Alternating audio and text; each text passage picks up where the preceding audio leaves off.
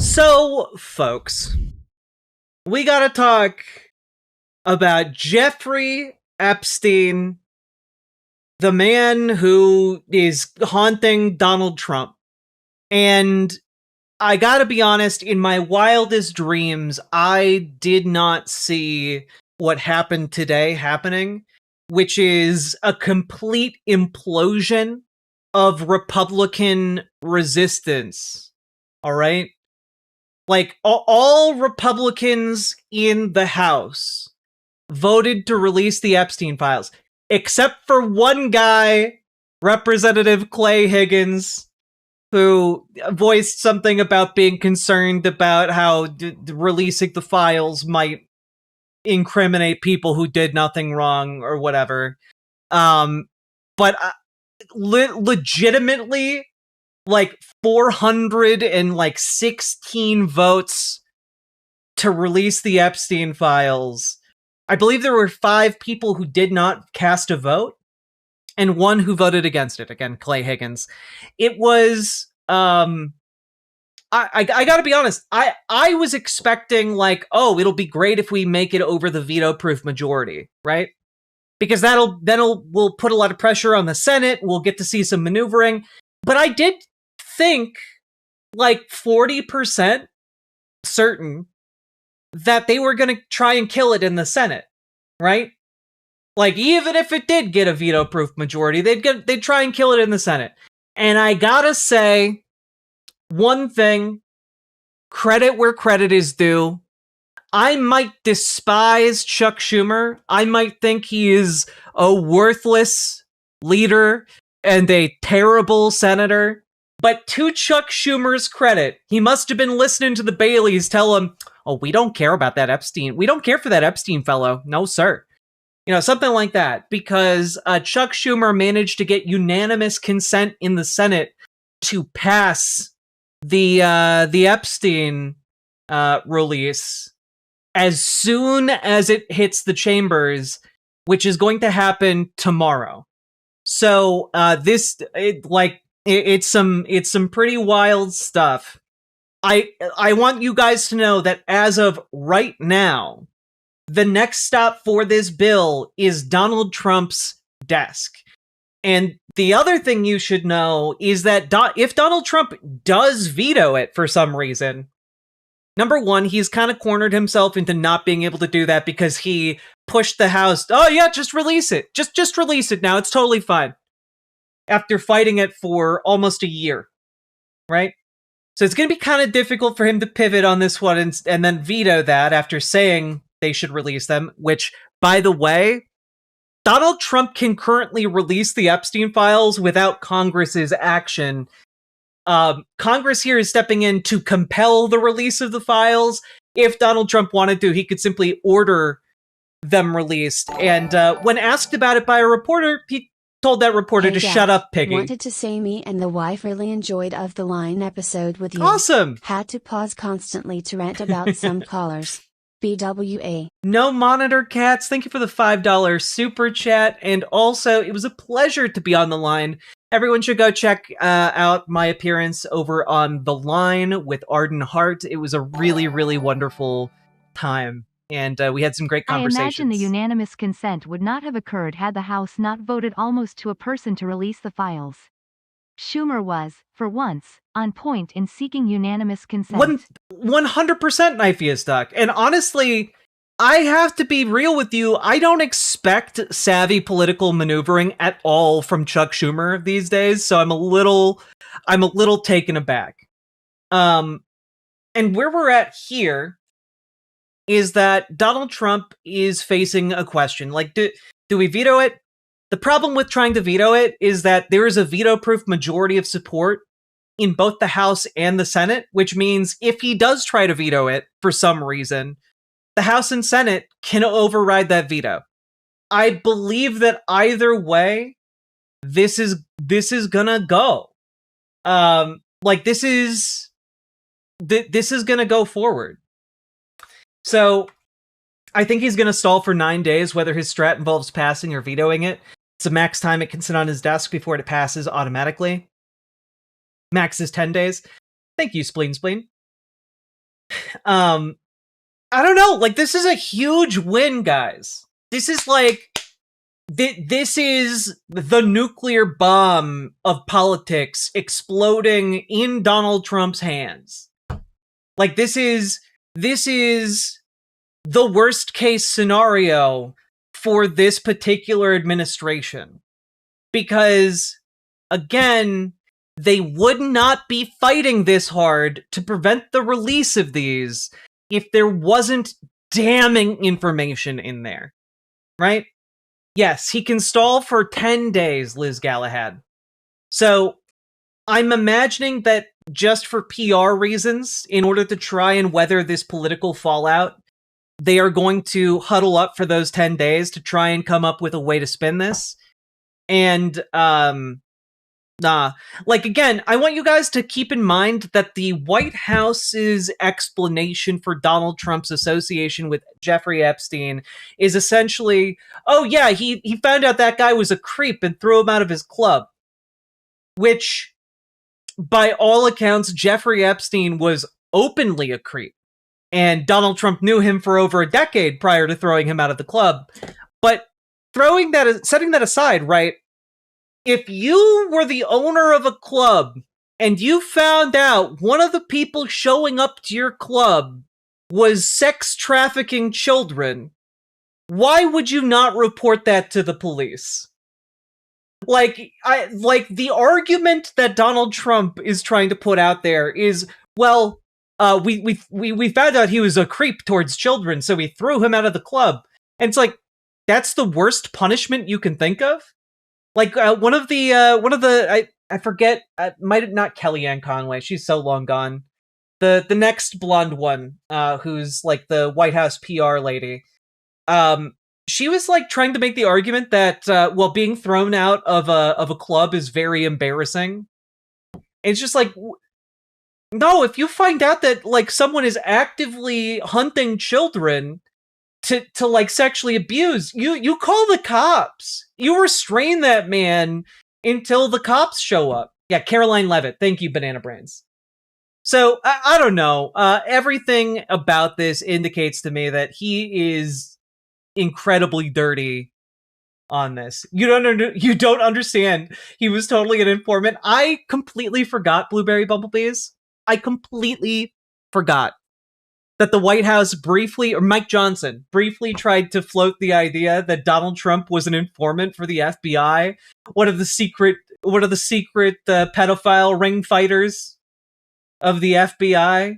And they quickly dropped that, probably because if you're an FBI informant, you're not doing it out of the goodness of your heart. You're doing it because you got caught for some pretty serious shit. God. Anyway, it is going to be fascinating to see what is in these files that they have gone to such lengths to fight and put off and prevent from coming to light, you know? What a disaster of an administration. It's honestly embarrassing to each and every one of us that live in this country, every second that ticks by, that this man remains in power and that this administration continues to be unaccountable for their actions. It's like, our honor, like, whatever measurement you have for your honor is diminishing every goddamn second. Politics shouldn't be funny, and yet it is. Yeah, exactly. It's, it just seems so insane to me. I did not think yesterday, when we were doing our show, that today we would be looking at the Epstein bill. I want to clarify. It already has unanimous consent to pass when it is introduced in the Senate.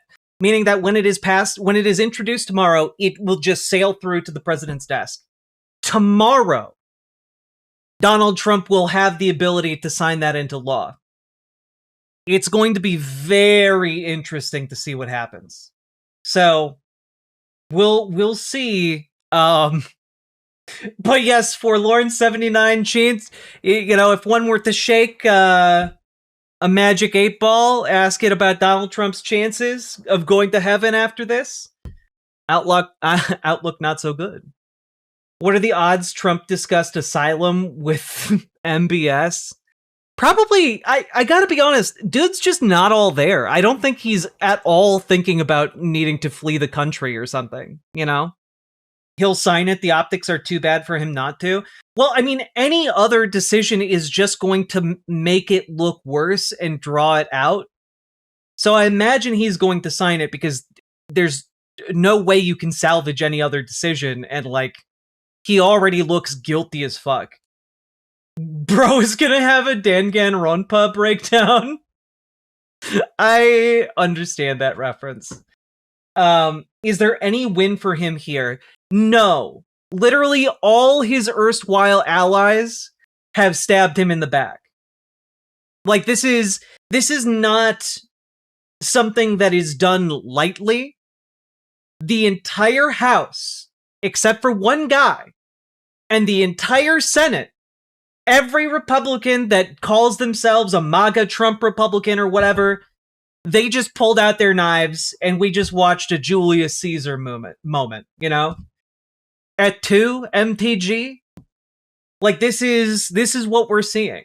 And this isn't like, oh wow, the Thomas Massey and Marjorie Taylor Greene are turning over new leaves. They're good guys now. Like, no.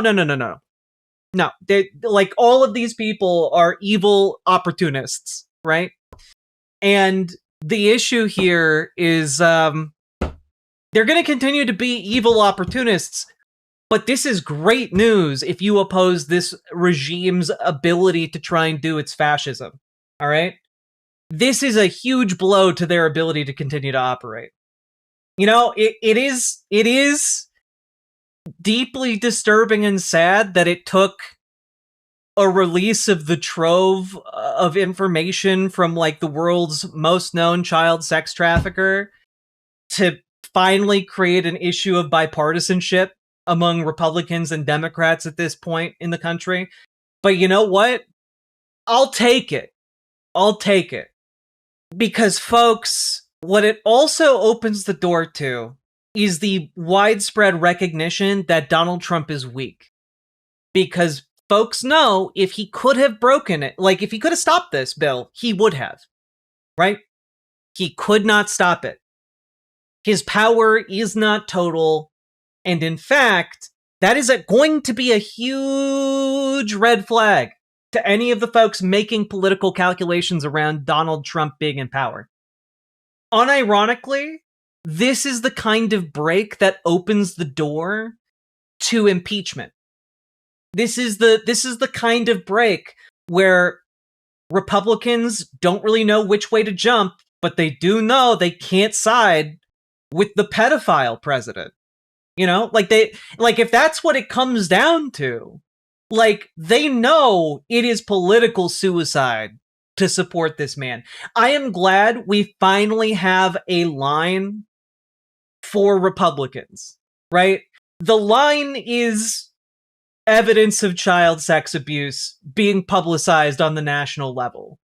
And, like, it's again sad that had to be the line, but this is a shattering of the Republican coalition.